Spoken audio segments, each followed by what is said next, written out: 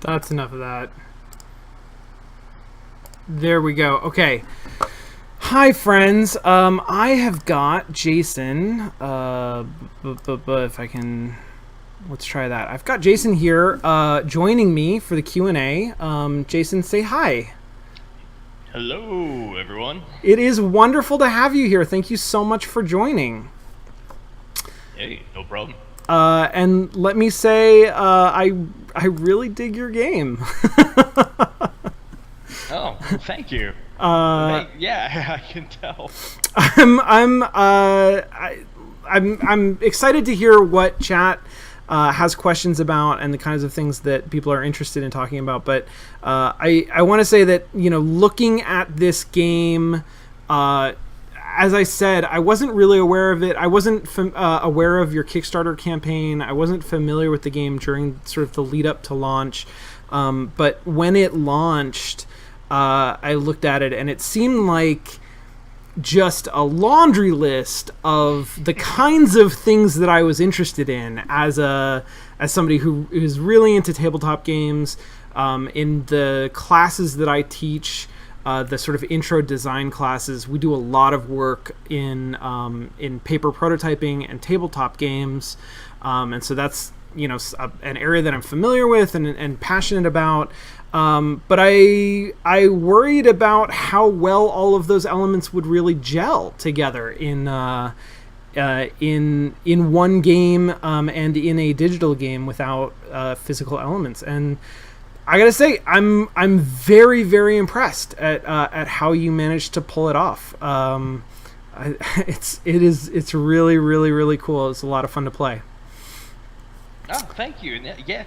That actually matches a lot of the impressions that people have that when they come in, they're like, I don't know about this. This is a kind of a weird mix. And but yeah, and very much like you, like when they actually get their hands on it and start playing around in it, yeah, it really comes together. But which has kind of made it a really hard thing to market, because it's like Totally. you like it if you play it, Right. Right. Yeah. Yeah, no, that's interesting.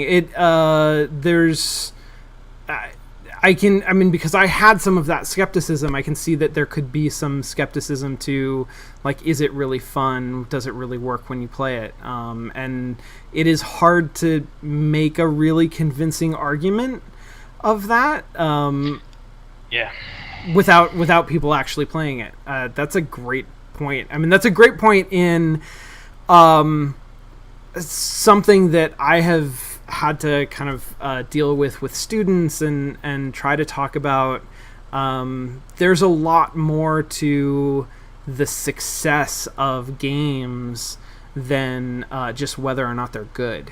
And being able to market a game is its own design problem, really, and can really affect how well a good game does in the marketplace. Oh yeah, definitely. Yeah, and like that was something I kind of realized a bit, I don't know, like about 7 years into in the industry, where like I was watching Splatterhouse on 360, like a trailer or gameplay video of the 360 PS3. Okay. And I was just thinking, like, maybe this is fun, but this looks so freaking boring. Oh my god. And you just kind of compare that to like the very first E3 trailer for God of War. Sure. And that thing was amazing to Right. watch.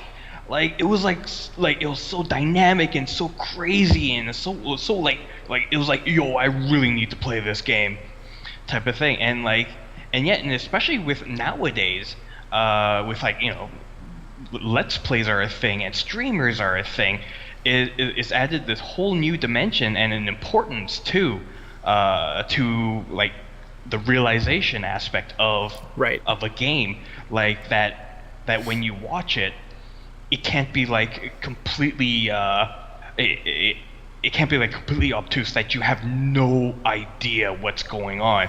Like as a player, you need to get some sort of sense of what it is that's going on, so that you can that you can figure out, all right, maybe I'm interested in it or not. Like otherwise, you're just watching this and like you're totally confused.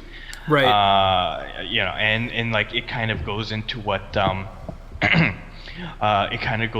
Captain Amber was saying, where she was saying that like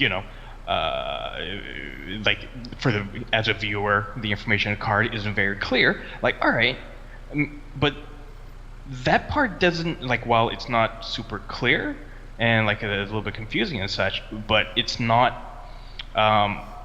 You still have an idea of what the game is, like, right. Okay, I see the tactics, I see the card, the dice, and like, all right, how do the dice really play in, or how does that feel, like what value does this bring? Okay, you may not understand that part, but you're still getting an idea of, oh, okay, I get what kind of game this is, No, I absolutely agree. I think that the way that this game is set up and the way that it works, you definitely get a sense of how it plays by watching somebody play it, even if you can't so much play along from home, because there is a lot of information management. And for me as a player, I mean, I think that it's set up really well so that when I need a reference, when I forget what a card does or forget what a term means or something like that, there are a lot of ways that I can gather that information. And so for me, I have at my fingertips everything that I need to know to plan out what I'm going to do. For a viewer, you don't necessarily have that because you don't have control over what is being displayed at any given moment, but you can still see sort of the basic flow of the game. You can understand what it would be like to play it. It's not, I don't know that it's a super spectator-friendly game, but watching somebody play it does give you a sense of whether or not you would enjoy it. Okay, yeah, so this is actually an interesting aspect. I mean, first off, yes, totally agreed.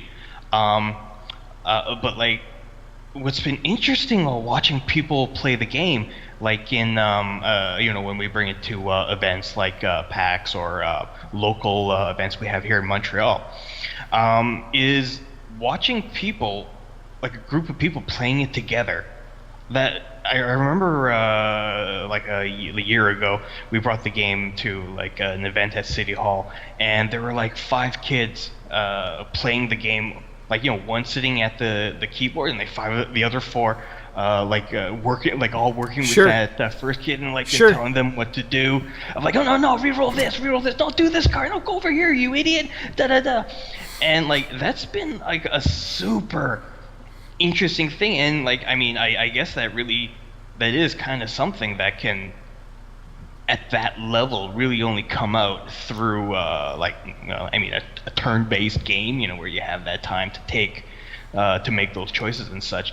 But it was a playstyle that I completely did not expect, which was really cool to see. Sort of an emergent couch co-op, like when you have people in the same room, they can kind of play the game together. Yeah, exactly. Yeah. Exactly. No, that's interesting. It really reminded me of playing Pandemic.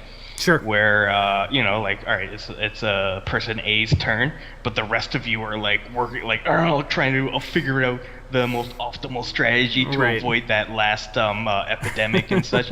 Like, so yeah, that was really awesome to see. Okay, well, that's fantastic. I'm gonna go through a list of questions that have been submitted, and if we've got time afterwards, I have questions of my own. But let's start here. So, question: how does the tactical aspect of the game compare to, say, XCOM?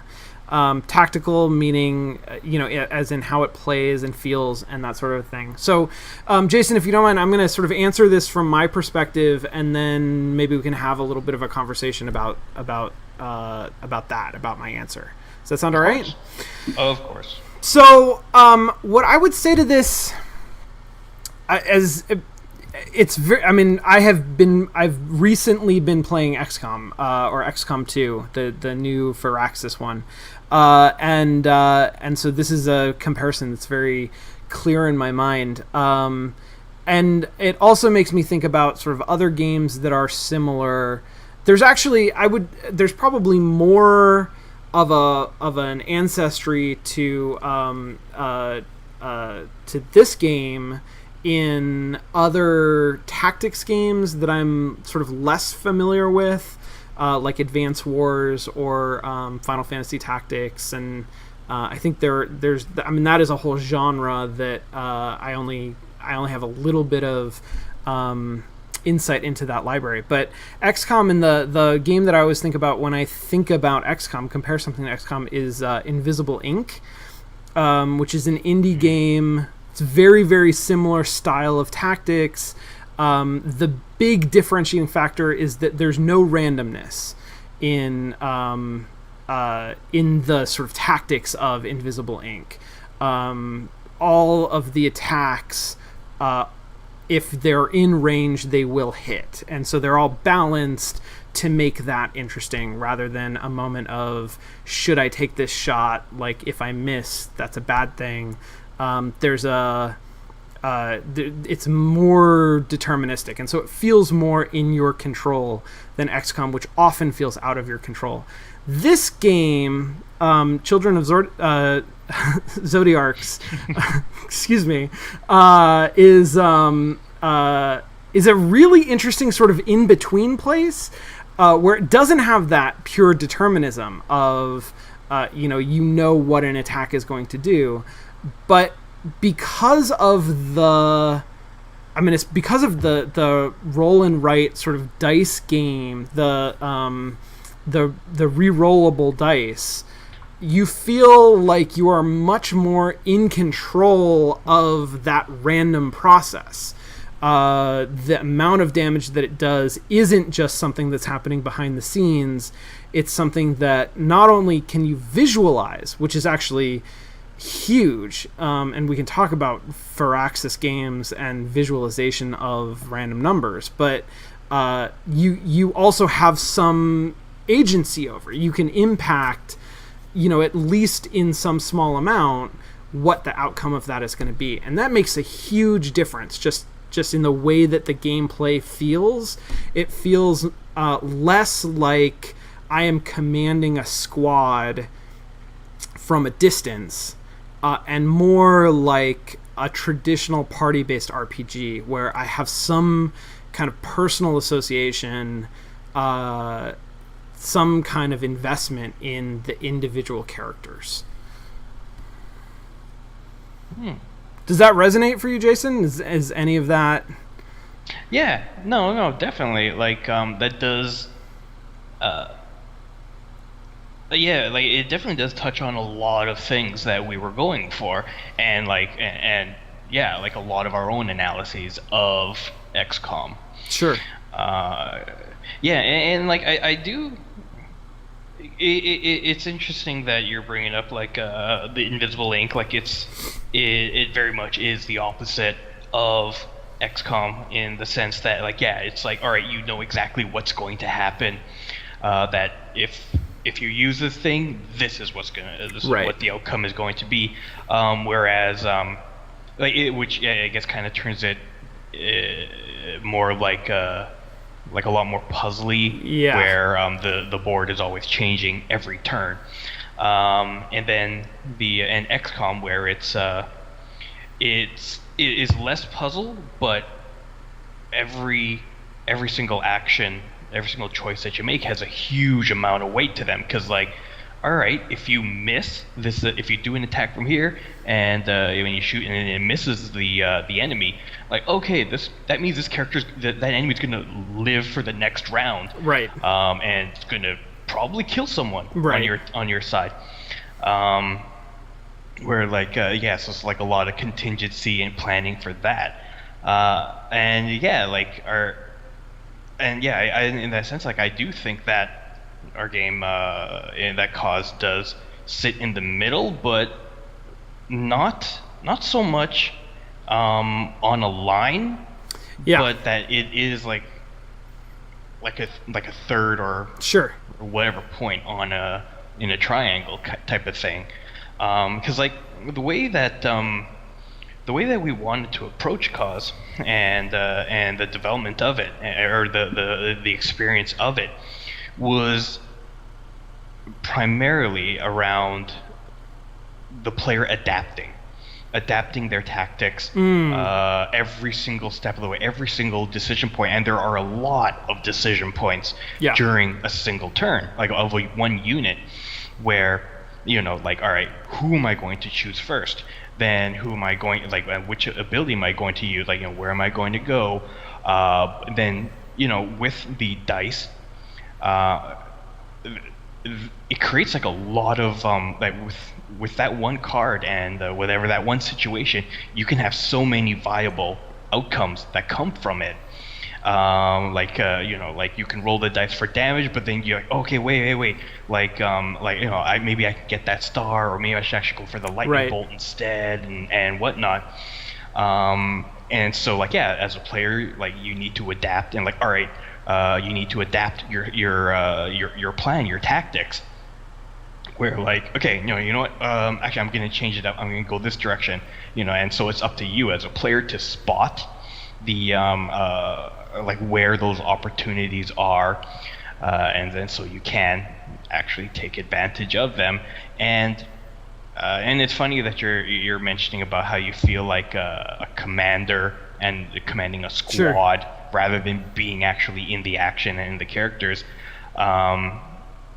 Like, I think that in general that's one of the differences of like a, you know, an SRPG, like you know, Final Fantasy Tactics, Fire Emblem, etc., versus turn-based strategy games. You know, with that East and West divide there in like, you know, CRPGs and JRPGs, where, like, yeah, it's more of the turn-based strategy is more of that commander fantasy type thing, where SRPGs are a lot about, like, you know, you're kind of feeling more in the action, which is weird because you don't feel like you're in the story, whereas like, you know, Western RPGs, you feel like you're in the story. Anyways, sorry.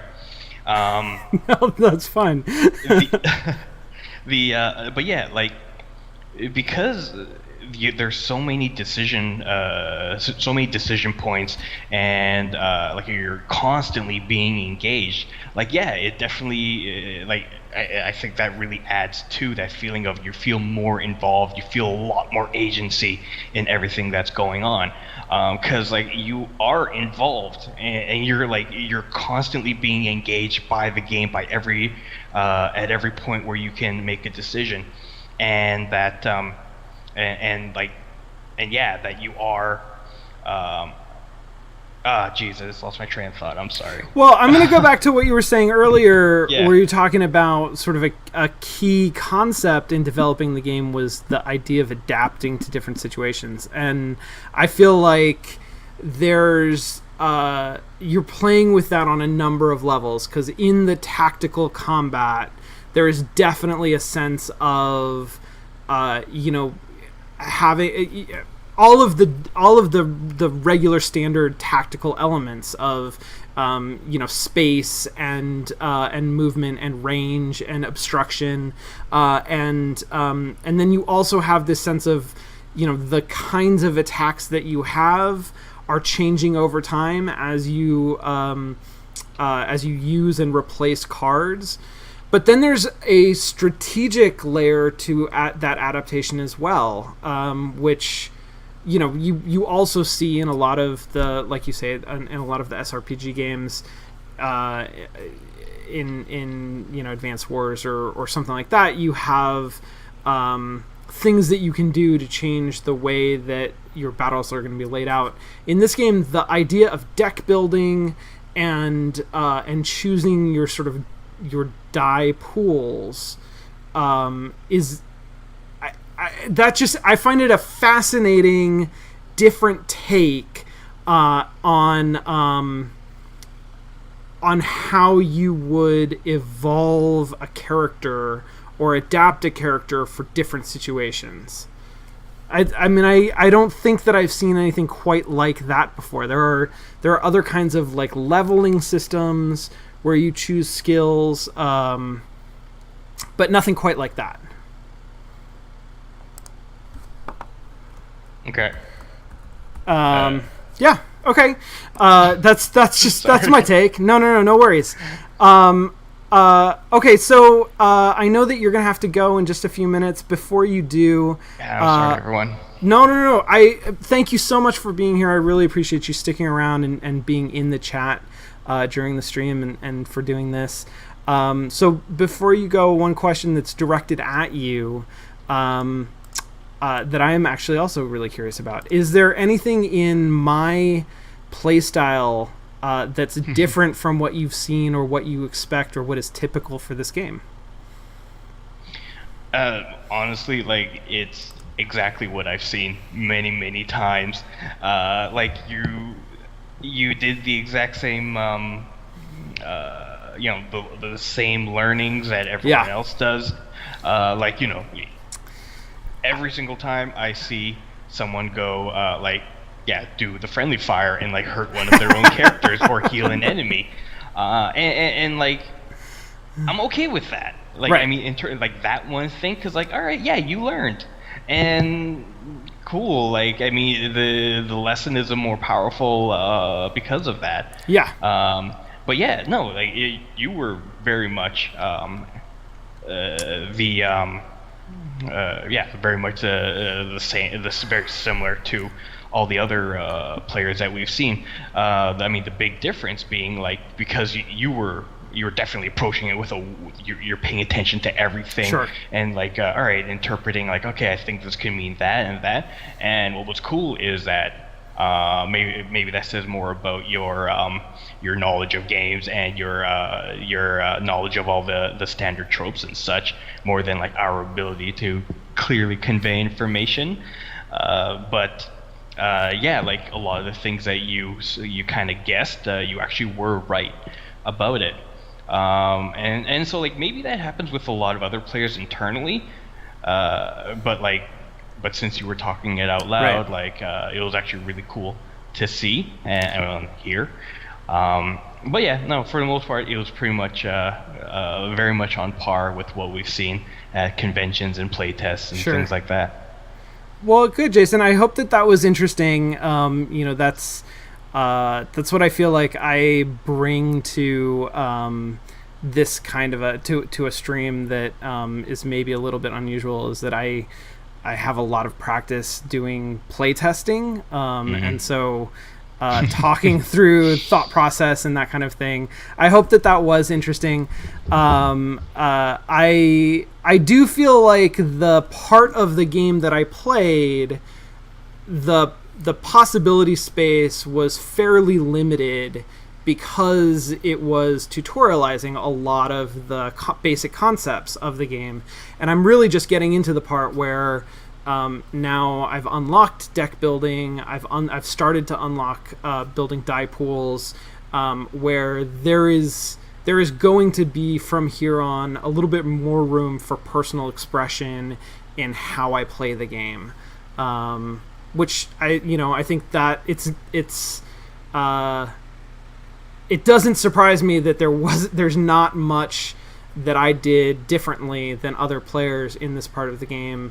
It actually seems like it's a pretty guided section, which still managed to be fun. Like, I still enjoyed all of the tactical decisions, but I didn't feel like there were sort of big playstyle differences, I guess, in what I could have been doing.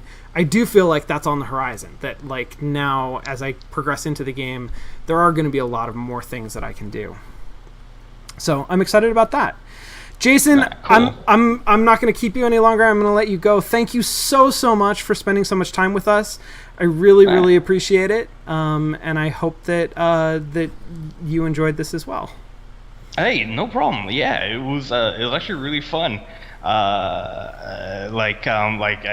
Your community, like, they seem like a really close, really very charming and like energetic and talkative set of people. So that's super cool. They're good people. Yeah, no, it definitely seems that way. So, and, like, a lot of the conversation that was going on in there, a lot of the subjects, it was cool. Like I don't see that often, so that was very heartwarming to see that. Well, thank you. No, yeah, and I mean, yeah, I had a great time. It was a lot of fun, very super fun watching you and listening to you and engaging with everyone here. Yeah, and if you ever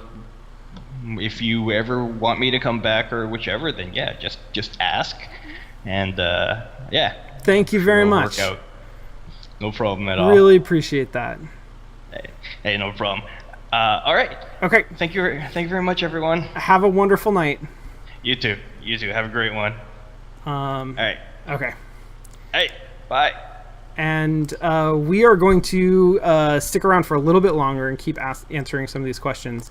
But again, thank you, Jason, for joining us and for generously giving your time. So I'm just gonna let's see if I can speed through. I'm so good at speeding through questions. Jet lag. I missed the question to Jason about whether or not there are dragons in this game. I don't think that we have an answer to that yet. That was... I blame myself. I'm sorry. We're just going to have to find out ourselves. Certainly, I would believe it.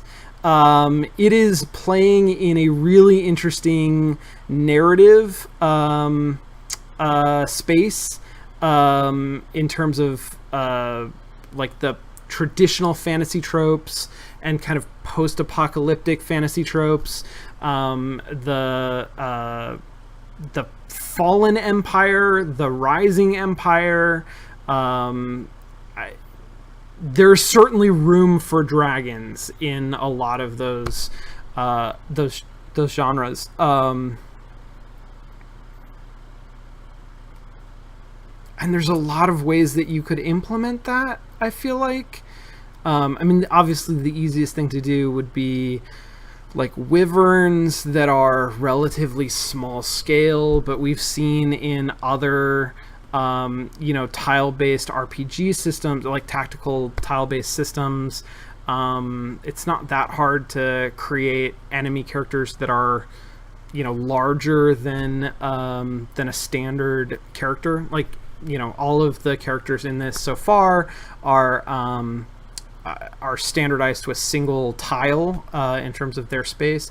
You could have like a 4-tile character. That's not outrageous. So you could do a larger dragon. I'm just trying to think about like dragons in terms of rule breaking. I feel like a lot of the things that we've already seen are kind of rule breaking. Just armor breaks the basic rules of the game in the the way that you need to roll affects whether or not you're going to do damage or how much damage you're going to do. We have seen that there are support actions that affect the kind of dice or cards that characters have, that you can force an enemy to lose cards, that you can change the kinds of dice that enemies have or that your friends have. So none of those things, all of those are within the bounds of established rules of the game. You would want a dragon to come in with some kind of a rule set that fundamentally alters the rules that we've seen. And right now, I don't know what that looks like. I mean, I would say for a game that cares about visualizing the physicality of cards and dice, it would have something to do with that. It would have something to do with those as objects rather than sort of symbolic interface to the game. I just don't know exactly what that would look like in a way that would look different than how other enemies treat you. So, I mean, I guess, right now you build a deck out of cards, and I have 6 of each type of card that I unlock. And my deck can be 18 cards and up. So from those cards, from 6 of each type, I can build whatever deck I want. My awareness of the rules of the game, it's within bounds for enemies to affect the cards that are in my hand, or in that vein in my deck, like they can force me to discard cards that are in my hand and they go back into the deck. Presumably I could cause my my allies to draw cards from their deck. Dragons, I would expect to either deal with cards that are not currently in my deck, which could be interesting. So, for example, changing the composition of my deck, forcing me to draw cards that are not supposed to be part of my deck, taking abilities from me based on cards that aren't in my deck, or something like that are in the sort of pile of cards that aren't in my deck. The thing that's a little bit, I guess, more straightforward to me would be like, okay, so a dragon ability where it attacks me, and then with its fire breath, and then burns a number of cards starting leftmost. And burning a card is like discarding a card, except that it actually reduces the number of cards that are available to me in deck building. So if I have a particular ability and I've got 6 of those cards available to me in deck building, and a dragon burns 2 of them, now I only have 4 of them ever available in deck building. So it has like a permanent scarring effect. That's pretty extreme. That goes pretty far in terms of how hard I have to like break some rules in order to make dragons feel like they're differentiated. But it also, it's interesting how it interacts with the concept of adaptation, which, as Jason said, is sort of key to their design goals for the game. Permanently removing those cards, or by extension dice, I guess, would really change the way that I can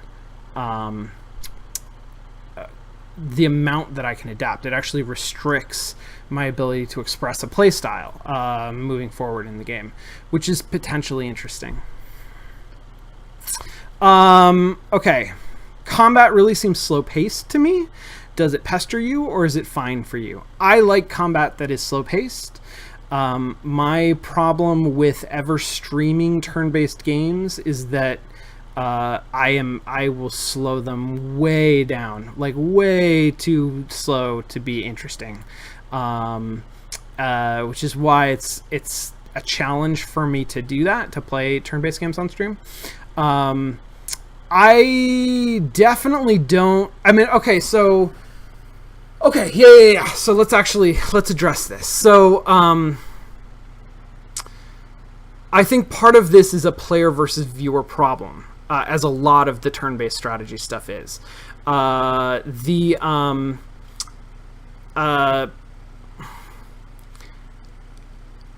thing that makes it especially slow-paced compared to other turn-based RPGs or strategy RPGs, or like XCOM or something like that, is that the action of moving a character, giving a character something to do, is grossly extended.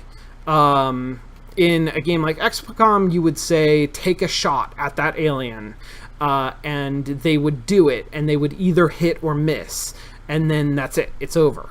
In Invisible Ink, same thing. Like, you even know the outcome, so they can actually... There's less drama in doing the thing. They just streamline it. They make it really fast. Here's the action that you chose. Here's the outcome that you expected. In this game, because of the way that they approach that sense of uncertainty and control. They do it by adding a huge piece of interactive system right in the middle, that after I choose an action, there's a whole nother game that I play before that action is carried out, before I see the results. As a player, that's fine. I'm engaged the whole time. I'm actually, that part of the game, the dice rolling game, is at least as strategic. So far, it has been at least as strategic as any other part of the game. Probably in the future that becomes less true, as my ability to affect the dice rolling game decreases. The more dice I have, if I can only re-roll 2 of them, the less of an impact I can actually have on that game. And as the possibility space for the tactical game opens up, that becomes more strategically engaging. The dice game becomes less strategically engaging. There's probably sort of like some shift in that happens over the course of the game. But for right now, that's like the most strategic thing that I'm doing, is actually is playing the roll and write game, the dice rolling game.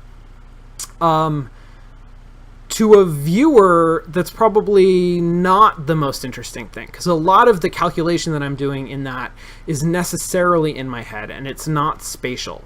It's sort of like, it's testing possibilities, probabilities, and possible outcomes, and trying to judge what are the things that I'm most comfortable with doing. And for a viewer, I think that all of that could really be streamlined into just what's the result. And I totally see how that feels really, really slow. But it didn't feel slow to me. It felt satisfying to me because I was really engaged in every part of that process. But that's also my taste, is I enjoy slower paced games. I really enjoy turn-based games, and so I'm probably less likely to feel like something is just like too slow paced. I like Twin Peaks, so I'm definitely, more armored against something feeling too slow paced. For me as a viewer, a lot of the information on the cards isn't very clear. Do you think the game does a good job of presenting the right amount of information outside of the detailed view? Is it a problem for you, or is it nominally fine? I don't know if that was an accent or a typo. I feel generally good about it.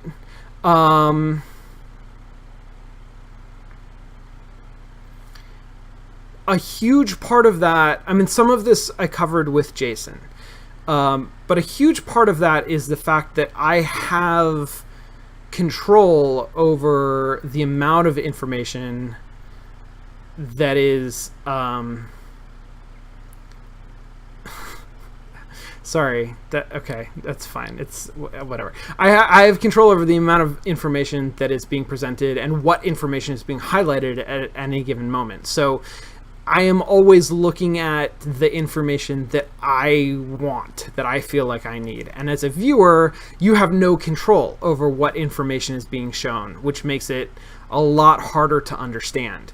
I will say that there was some language and iconography that's on the cards that wasn't immediately clear because it wasn't explained. So I had to make some guesses about things, which was generally fine. And there were some things that I just didn't know. I had to sort of ignore until I found out more, which is okay. But I think as I understood better what the actual systems and mechanics were, my ability to read off of the cards is generally okay. Here's the exception. Here's the exception. So just the regular attack cards have a level, like level 1, level 2, level 3, and then they also have a default attack power. And I understand sort of generally why both of those things exist. They're not, exactly overlapping, but they're very similar, and they're at least for me right now, they're both abstract. This is probably not, I could actually probably decipher what the attack power means, but it doesn't do a good job compared to actually XCOM 2 does a really nice job, or at least it lets you expand your view to see. It gives you a single number of what is your chance to hit an enemy, and then it actually breaks that down and says, where does that come from? What are the different bonuses that you are accumulating that increases your chance to hit, and then what are the different detriments that count against you, and how does it equal sort of the total that it equals?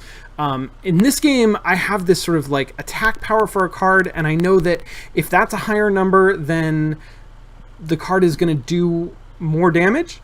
It's a stronger attack. But I have no sense of the relationship between that attack power number and the amount of damage that the card actually is going to do. And I'm sure that it's related to like the enemy's defense and maybe some other things. I don't know what those are, and so it's hard for me to look at that number and have it mean anything really more than the card level number does. Like I can look at a card that has an attack power of 20 and say that's a powerful card. The same way that I can look at a card that has like a level of 2 or 3 and say that's a more powerful card than most of my cards. It just doesn't mean more, and it feels like it could.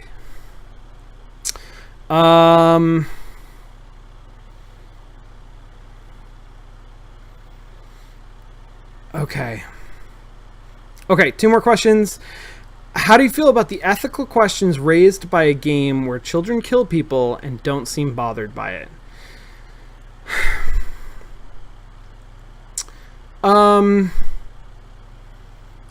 That's a great question. I feel like this game is gearing up to address some social and presumably ethical questions, but hasn't gotten there yet. We're still in the first act of the game. We're still being introduced to characters. But the character of Bryce, the 4th character that we met who joined our party, the glass cannon damage dealer, I think actually really helps to raise... Well, no, okay, so Bryce really maybe is about that. I feel like Bryce is about that. I feel like Bryce is being presented as especially young. So compared to their enemies, all of these characters seem like they are children. Seem like they are considered young, immature by the guards. But Bryce is presented as especially young. Young even compared to the rest of them. I actually don't know that that's true. I do feel like there was a reference from the guards that but what's her name? The Ebony Flame is young, and Pester strikes me as young. The other one, the one with the mace, our like beefy fighter guy, I don't know if he's supposed to be young. If he's supposed to be a child. He doesn't seem like it. He's not presented that way. Possibly could be an adolescent, but it's not clear. I wouldn't have guessed it. So we're really talking about Bryce, and Bryce is we have not learned a lot about Bryce, but Bryce is very much being introduced, being painted as somebody who has a deficiency of empathy, who is not making decisions that are, within the bounds of what we would consider normal or healthy. And I assume that the game is gonna follow through with that in some way, but it's hard to say exactly what it's going to do. The sort of larger issue of children doing violence, I feel like that is being established in the context of a wealth inequality, some kind of a disparity between the socioeconomic living conditions of the shambles, I want to say, whatever the group that we are playing, the place that they come from, is being cast as very different, inherently different from an economic standpoint, from a standpoint of prosperity, and systemic privilege from the places that they are robbing. So I don't know how interested the game is in engaging with them as children, so much as it is interested in engaging with them as people who have been economically oppressed. And again, that seems like something that the game is gearing up to talk about, but hasn't had a chance to really get there yet. In general, I think all of these topics are absolutely fair game for narratives in any media that we're sort of interested in producing and consuming. I think that it's important for media that raise these questions to follow through on them, to address them thoughtfully. And that doesn't necessarily mean that they have to have, black and white stances. It is possible, in fact, it's probably preferable to engage with complicated issues in complicated ways, and to try to paint a fuller picture of all of those complications. I think that games are interesting because they have an opportunity to engage with these issues, not just narratively, but also systemically. I don't know the extent to which this game is interested in doing that. And I also don't know that, in general, the fact that games have that opportunity means that they have any responsibility to do so. I think that a game can be a game with a narrative that that asks questions or explores issues of socioeconomic disparity or violence, social violence, or police brutality, which could also be a theme in this game potentially. Emotional disturbance. I mean, like a lot of these things can be raised narratively, and I think that's fine. I guess there's a sort of a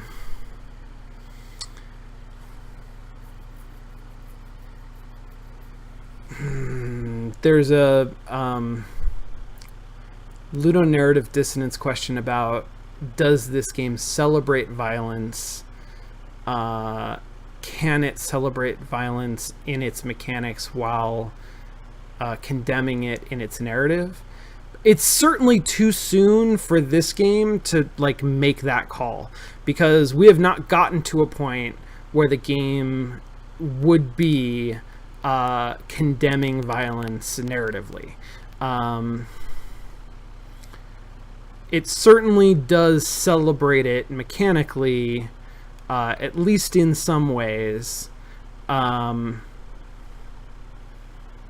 But it's at the point in characterizing these individuals where it is celebrating it narratively. At least a couple of these characters are very into the idea that they are dealing a violent blow to what they see as class enemies, or just enjoying inflicting violence on people, in the case of Bryce.